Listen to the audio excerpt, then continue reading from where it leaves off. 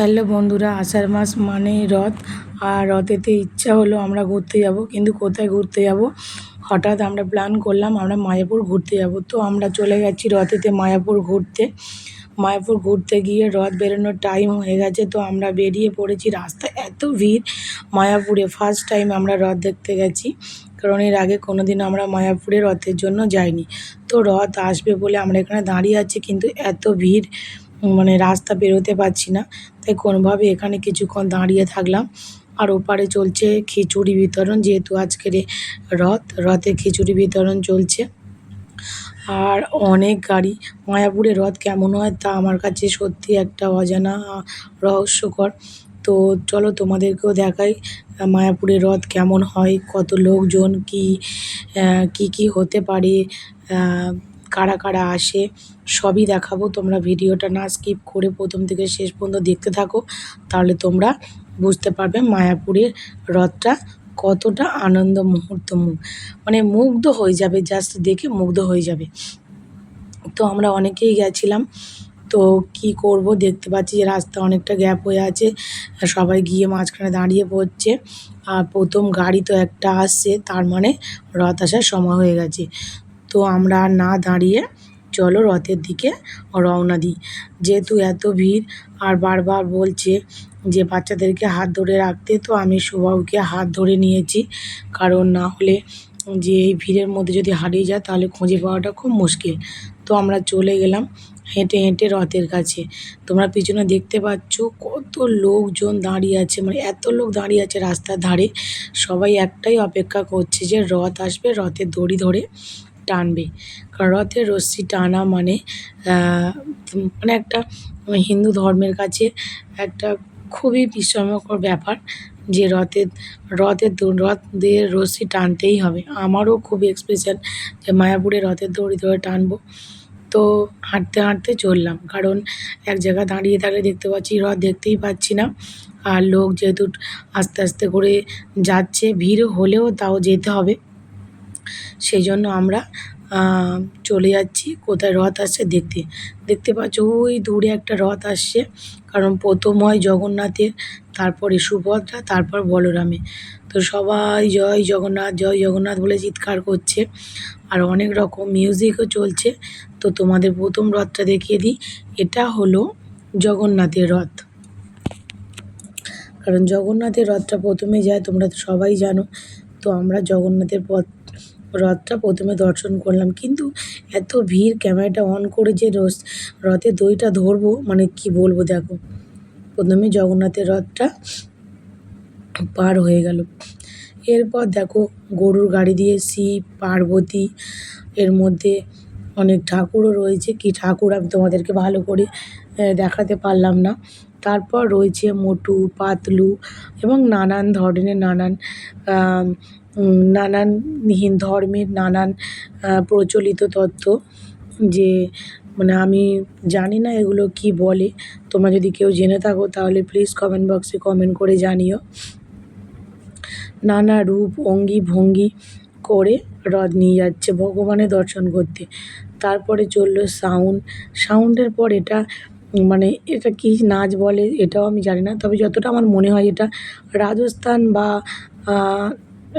বা নেপালে কোনো একটা নাচ হবে বেশ, কারণ নাচগুলো খুব সুন্দর লাগছিল। এখানে কয়েকটা ভদ্র মহিলা খুব সুন্দর করে সেজে, আমার যতটা মনে হয় এটা রাজস্থানি নাচ। তো তোমরা যদি কেউ জেনে থাকো এটা কী নাচ তাহলে জানিও, কারণ এরাও খুব সুন্দর করে ভগবানের কাছে নেচে নেচে যাচ্ছে জগন্নাথের পিছনে।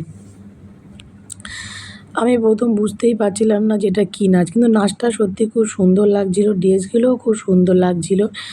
আর ওদের মানে কি বলবো, এত ভিড়, তারপরেও যে আমি এত কষ্ট করে ভিতরে ঢুকতে পেরেছি এটাই বড় কথা। কারণ মায়াপুরের রথ মানে মানে মরণ ভিড় বলতে পারো। তোমরা সবাই নিশ্চয়ই শুনেছো পুরীতে নাকি রথ দেখতে গিয়ে অনেকে আহত হয়েছে, মারাও গেছে। যাই হোক, আমরা কোনোভাবে যে রথ দেখতে গেছি, এটা শুভও দেখতে পাচ্ছ আমার পাশে দাঁড়িয়ে আছে। আমরা একটা করে রথ চলে যায় আর আমরা পিছনে দাঁড়িয়ে থাকি। হ্যালো বন্ধুরা, দেখতে পাচ্ছ শুভও প্রচণ্ড এক্সাইটেড, কারণ ও তো কোনোদিনও দেখেনি। আর ও দেখেনি তো দূরের কথা, আমি জীবনে কোনোদিনও দেখিনি। আর পিছনে এগুলো রয়েছে, এগুলো আমার বোন, দিদির মেয়ে বোনঝি, আর আমার স্পেশাল মানে বান্ধবী সুষমা। তো এই নাচটা দেখতে এত ভালো লাগছিলো, তোমাদেরকেও নাচটা সামনেভাবে দেখিয়ে নিলাম, কারণ নাচটা আমার সত্যিই খুব সুন্দর লাগছিলো। কারণ এমন নাচ আমি জীবনের কোনোদিনও দেখিনি। আর এইভাবে যে সুন্দর করে নেচে নেচে ভগবানের কাছে যায়, এগুলো আমি দেখিনি। তারপরে নেক্সট রয়েছে মানে এটা মানে সবাই নাচছে এখানে, সবাই ছেলে মেয়ে উভয়ে সবাই এখানে নাচ করছে, মানে যে যতভাবে মানে নাচতে পারে। খুব মজা হয়েছে, ভীষণ মজা হয়, মজা করে এরা নাচছে। কারণ এখানে গান চলছে, বক্স চলছে। তারপরে আমরা চলে যাচ্ছি, দেখো এখানে মেয়েরা নাচছে, সামনে ছেলেরা নাচছিল, তারপরে এখানে মেয়েরা নেচে যাচ্ছে।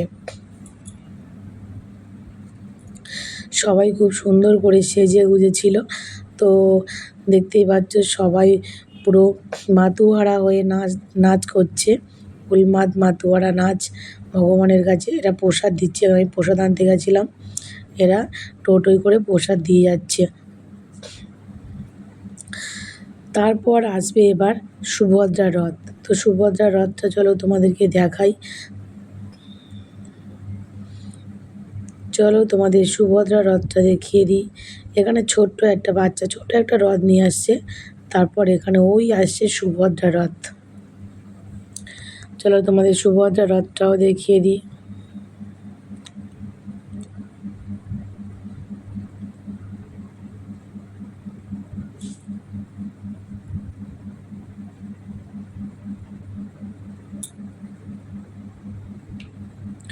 এটা হলো সুভদ্রা রথ। তো রথটা দেখো কত সুন্দর করে সাজিয়েছে, মানে কি ভালো লাগছে আর কি বলবো। আমি জীবনে কোনোদিনও দেখিনি, এত এক্সপিরিয়েন্সও আমার নেই, তবে খুব ভালো লাগছে। সুভদ্রা রথে যাওয়ার পিছনে পিছনে চলল রাম, লক্ষ্মণ আর সীতা। তার পিছনে চলল গদা নিয়ে হনুমান, দুটো হনুমান গদা নিয়ে চলল। আর তার পিছনে রয়েছে, দেখতে পাচ্ছ কি একটা ভাল্লুক টাইপের, মানে দুজনে মিলে একটা ভাল্লুক। এখানে দেখাচ্ছ সেনা ব্যান্ড, মানে তাসা বাজাচ্ছে, আর এগুলো কি বলে, ডিজে টাইপের কিছু একটা, এরা তো বাজিয়ে চলেছে। তারপরে চললো আরেকটা সাউন্ড, তার পিছনে রয়েছে আরও একটা সুন্দর মুহূর্ত। চলো তোমরা ওয়েট করো, তোমাদের আরেকটা সুন্দর মুহূর্ত দেখাই। এবার দেখো এখানে কতগুলো মেয়েরা লাঠির ওপর দিয়ে নাচছে। এটাও মানে আমি কোনোদিনও দেখিনি, এটাও একটা কোনো একটা রাষ্ট্রের প্রচলিত নাচ হয়তো হবে। আগেরটা মনে হয়েছিল যে ওটা রাজস্থানীয় কোনো নাচ, এটাও বুঝতে পারছিলাম না এটা কী নাচ। তো আমার খুব ভালো লেগেছে নাচগুলো, কারণ এখানে লাঠির ওপরে দাঁড়িয়ে নাচা মানে ব্যাপারটা প্রচণ্ড ডিফিকাল্টি বলে আমার মনে হয়েছে। অনেকে আছে নিচেও দাঁড়িয়ে নাচছে, অনেকে লাঠি দিয়েও নাচছে। তো নাচটা সত্যি মনে হয়েছে যে খুব ডিফিকাল্ট নাচ। আমার তো খুব ভালো লেগেছে, তোমাদের কেমন লাগলো প্লিজ জানাবে। তারপরে আবার চললো সাউন্ড, তার পিছনে একটা রয়েছে সারপ্রাইজ। চলো দেখে নিই সারপ্রাইজটা কী। একটা সারপ্রাইজ নাচ রয়েছে। সুবাহু প্রচণ্ড গরমে ভিজে গেছিলো, গেঞ্জি টেঞ্জি ভিজে গেছে, বুঝতে পারছো। ও খুব বিরক্তি বোধও করছিল, কারণ এত ভিড়ের মধ্যে তাও খালি পায়ে হাঁটাটা সত্যি ওর কাছে খুব ডিফিকাল্ট ছিল, কিন্তু তাও সুবাহুর কষ্ট হয়নি। এখানে চলে এসেছে আরেকটা সারপ্রাইজ। তো আমাদের আরেকটা রথ চলে আসছে, আর তোমাদের তো দুটো রথ দেখিয়েছি, একটা রথেই আসছে। এটা হলো বলরামের রথ। প্রথম জগন্নাথ চলে গেছে, তারপর সুভদ্রা গেছে, এটা হলো বলরামের রথ। তো চলো বলরামের রথটা দেখিয়ে দিই তোমাদেরকে। বলরামের রথ দেখানোর পর রথ দেখা সাকসেসফুল হবে। চলো দেখতে পাচ্ছ এটা বলরামের রথ চলে গেল। এবার বলরামের রথের পিছনে রয়েছে আরেকটা সারপ্রাইজ। চলো বলরামের রথের পিছনে একটা সারপ্রাইজ তোমাদেরকে দেখাই। এখানে প্রসাদ দিয়েছে, প্রসাদ নিয়ে এখানে ছেঁড়াকুটি হচ্ছে, কারণ একটুখানি প্রসাদ ছুঁড়ে দিলে সবাই সে প্রসাদটা নিতে চায়, কারণ বাবা জগন্নাথের প্রসাদ মানে বুঝতে পারছো। এবারে রয়েছে এখানে দেখো অনেকগুলো মহিলা মাথায় ঘটের ওপর ঘট চাপিয়ে কি সুন্দর করে নেচে নেচে যাচ্ছে। নাচগুলো তো আমার খুব সুন্দর লেগেছে। তোমাদের কেমন লাগলো প্লিজ কমেন্ট করে জানিও। দেখতে পাচ্ছ সবাই একই জুতো, একই শাড়ি, একই ব্লাউজ, ঘট এবং খোঁপায় সুন্দর সুন্দর ফুল দিয়ে ওরা নাচ করছে। একই ছন্দে একই পায়ের তালে তাল মিলিয়ে নাচটা কমপ্লিট করছে। এবার চলে এলাম আমরা আরেকটা সারপ্রাইজে। এখানে চলছে একটা যাত্রাপালা। এখানে রয়েছে মা কালী, আর মা কালীর পিছনে রয়েছে কি আমি দেখতে পাচ্ছি না, চলো তোমাদেরকে দেখাই। এখানে চলছে যাত্রা। যাত্রার মধ্যে দেখতে পাচ্ছ এটা কি একটা মহিষাসুর না শিব এমনভাবে সেজেছে আমি সেটাও বুঝতে পারছি না, কিন্তু কালীটা ভালোভাবে বুঝতে পারছি কালী। আর রয়েছে কি নন্দী ভিঙ্গি, কী বলে নন্দী ভিঙ্গি না কি বলে, যাই হোক এটা মনে হয় নন্দী ভিঙ্গিরা সবাই। আর রয়েছে মনে হয় মহাদেব মহেশ্বর। মহেশ্বরের সাজটা দেখো, ও মারাত্মক সাজ। এটা মানে মহেশ্বর শ্মশান থেকে উঠে যাচ্ছে। তো সামনে একটা ক্যামেরাম্যান এত বিরক্ত করছিল, আমি ভিডিও করতেই পারছিলাম না। এই এখানে অনেকগুলো নন্দী ভেঙ্গি রয়েছে, আর এখানে যাত্রা হচ্ছে। এই যাত্রা করে ওরা বাবার মানে বাবা জগন্নাথের সঙ্গে যাচ্ছে। আর এখানে রয়েছে একটা ভাল্লুক, একটা ভাল্লুক যাচ্ছে। একটা ভাল্লুকের এত গরম হয়েছে, মানে ও এত কষ্ট আর সহ্য করতে পারছে না। এই গরমে শুধু আমরা সহ্য করতে পারছি না, ও তো পোশাক নিয়ে সহ্যই করতে পারবে না। এটা একটা দারুণ ব্যাপার, ওর এত গরম হচ্ছিল, চাইছিল না এটা পরতে, কিন্তু কি করবে, যেহেতু ওটা ওদের রোজগার করে খেতে হয়, করতে হবে, তো কিছু করার নেই। বেচারা এই গরমের মধ্যে থেকেও তাও যেতে হলো।